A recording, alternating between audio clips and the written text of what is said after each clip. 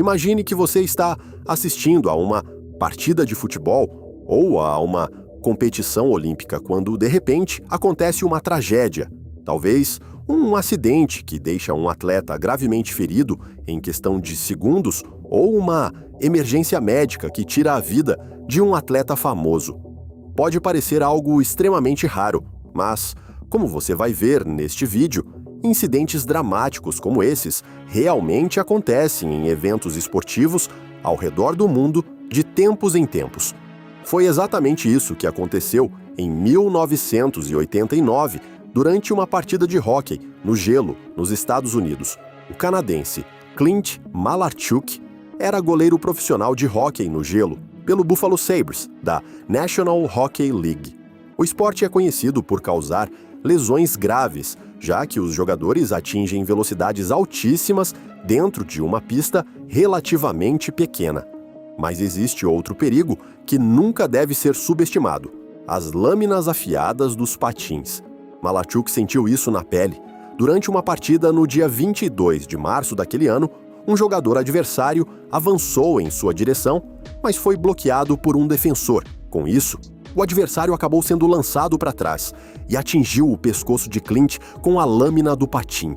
Os espectadores que estavam ali naquela noite jamais esqueceriam o que viram no gelo.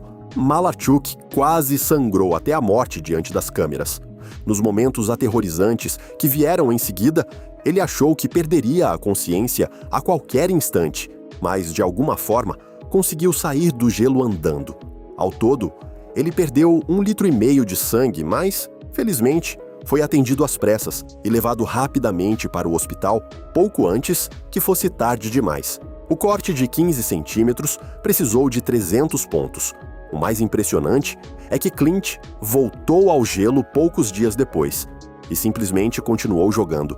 No próximo caso, você provavelmente vai se perguntar por que alguém se submeteria voluntariamente a isso e encararia um perigo tão extremo. Na apneia ou mergulho livre, esses atletas radicais descem verticalmente até as profundezas do oceano sem cilindro de oxigênio, usando apenas o ar de uma única inspiração. Eles conseguem ficar debaixo d'água por até 4 minutos. O objetivo é descer o máximo possível. Em 12 de outubro de 2002, a francesa Audrey Mestre queria estabelecer um novo recorde: inacreditáveis 171 metros. Profundidades assim são extremamente perigosas, porque os mergulhadores precisam decidir sozinhos quando iniciar a volta à superfície, enquanto ainda têm oxigênio suficiente nos pulmões. É comum que mergulhadores percam a consciência quando ultrapassam os próprios limites físicos. Audrey Mestre usou o método No Limits em seu mergulho. Nessa técnica, os mergulhadores são puxados para baixo ao longo de uma linha e depois acionam uma espécie de sistema de elevação subaquático que os leva automaticamente de volta à superfície. Mas foi justamente esse sistema que acabou sendo fatal para Audrey. Ela chegou à profundidade planejada de 171 metros, mas então percebeu que o sistema não estava funcionando. Um mergulhador de segurança a ajudou a ativar a subida, mas o sistema falhou e a levou para cima devagar demais. Outro problema era que vários mergulhadores de segurança não estavam disponíveis naquele dia. Havia apenas um mergulhador no fundo e outro posicionado a 80 metros de profundidade. Como resultado, não havia ninguém por perto quando ela ficou sem ar a 130 metros. Vários minutos se passaram até que um mergulhador de segurança fosse procurá-la, ao perceber que, estranhamente, ela nunca tinha chegado à profundidade em que ele estava. Mas àquela altura já era tarde demais. Audrey estava inconsciente e foram necessários 8 minutos inteiros para levá-la até a superfície. As tentativas de reanimação começaram imediatamente, mas ela foi declarada morta no hospital. Ela tinha apenas 28 anos. O próximo caso também poderia ser descrito como uma enorme falha de segurança. Desta vez, porém, envolve um esporte completamente diferente: a patinação artística. Durante os anos 90, surgiu uma rivalidade intensa entre duas patinadoras artísticas americanas, e a situação saiu completamente do controle.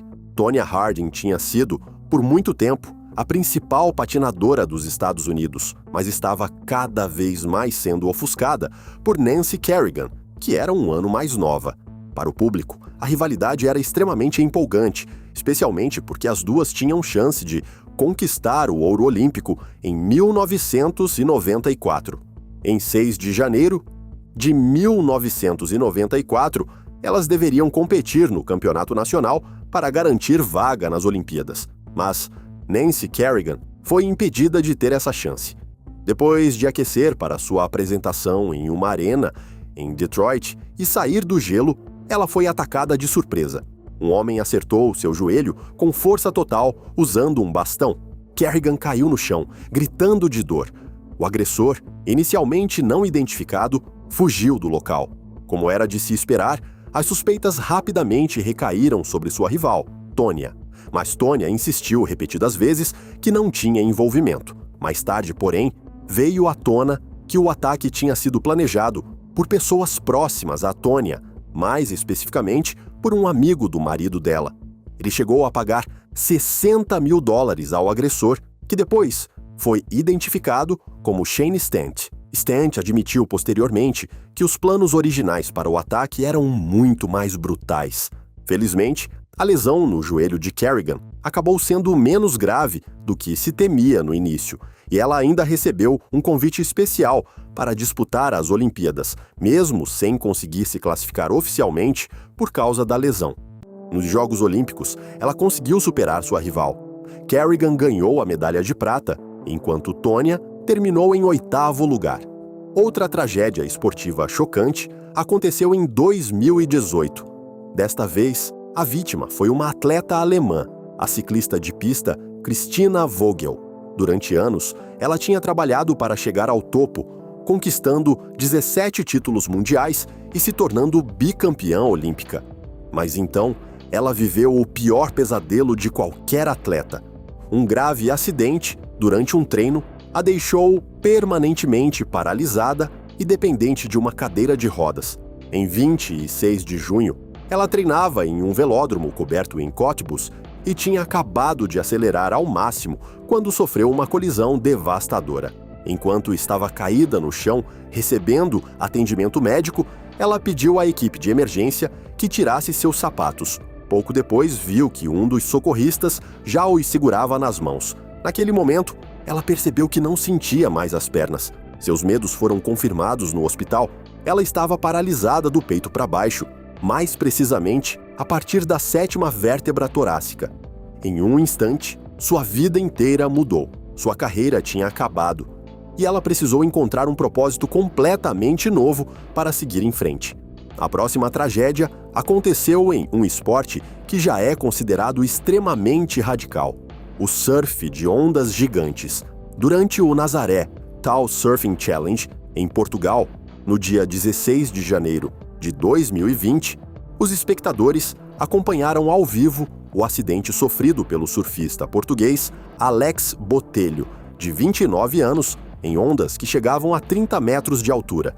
Nessa modalidade de surf, os atletas são rebocados até as ondas por jet skis, porque é impossível remar até ondas desse tamanho sem ajuda. Pouco antes da onda quebrar sobre eles, os surfistas são resgatados novamente pelos jet skis e levados para um lugar seguro. Às vezes, porém, as coisas dão errado, porque as ondas são imprevisíveis por natureza. Foi exatamente o que aconteceu com Alex Botelho.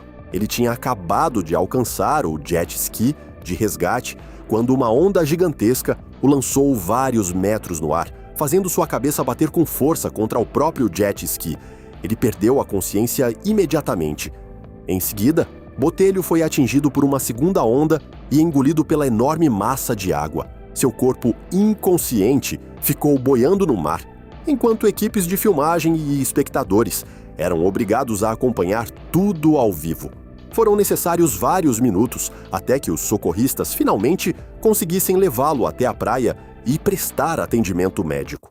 De forma impressionante, ele recuperou a consciência, mesmo depois de engolir uma grande quantidade de água, e sobreviveu ao acidente terrível. O próximo esporte, no entanto, normalmente não é considerado particularmente perigoso. E ainda assim, uma tragédia terrível aconteceu durante uma competição de ginástica artística em Tóquio em 1988.